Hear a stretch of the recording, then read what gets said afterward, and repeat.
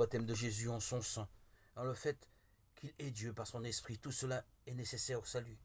À ceux qui croient à tous ces trois événements, Jésus dit, oui, vous êtes sauvés, vous êtes des justes et les enfants de Dieu. Vous êtes sauvés si vous croyez à la fois au baptême de Jésus en son sang et à l'esprit. Ceux qui ne croient qu'au sang et à l'esprit ont toujours du péché dans leur cœur. Dans le royaume de Dieu, il n'y a que la vérité. Il y a la justice, l'honnêteté, l'amour et la bonté. Il n'y a pas un soupçon de mensonge. Le mensonge n'existe pas aux cieux.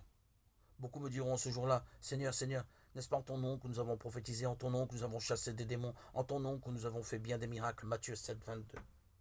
Dieu ne reconnaît jamais ses œuvres des hommes. Alors je le dirai en face, jamais je ne vous ai connu. Écartez-vous de moi, vous qui commettez l'iniquité. Matthieu 7, 23. J'ai offert 2 maisons pour toi, j'ai donné ma vie pour toi. Tu ne m'as pas vu. Je ne t'ai pas renié à la rivière, et j'ai abandonné ma vie. Tu ne m'as pas vu. Mais tu as du péché dans ton cœur. Oui, Seigneur, j'en ai un peu. Alors va-t'en, aucun pécheur ne doit venir ici. Mais je suis mort en martyr. Que veux-tu dire mort en martyr? Tu es simplement mort par ton entêtement.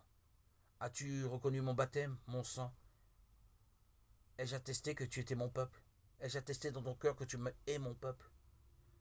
Tu n'as pas cru à mon baptême, je n'ai jamais attesté que tu étais mon peuple. Donc tu t'es accroché à ta croyance et tu es mort pour ça. Quand ai-je attesté pour toi? Tu l'as mis en évidence toi-même. Tu as aimé essayer d'obtenir la rédemption par toi-même. Comprends-tu? Alors désormais, fais ce que bon te semble. Jésus ici nous dit de nous élever, de briller.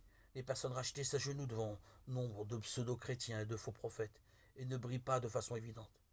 Mais une petite flamme peut faire un grand feu. Si on se tient bravement et si on témoigne, le monde entier brillera. Dans Isaïe 61:2, il est dit « Debout, resplendis, car voici ta lumière, et sur toi se lève la gloire de Dieu, et sa gloire sur toi paraît. Tandis que les ténèbres s'étendent sur la terre et l'obscurité sur les peuples, sur toi se lève Dieu, et sa gloire sur toi paraît. » Il nous ordonne de nous lever et de resplendir, parce que les ténèbres de l'infidélité et du faux évangile recouvriront la terre.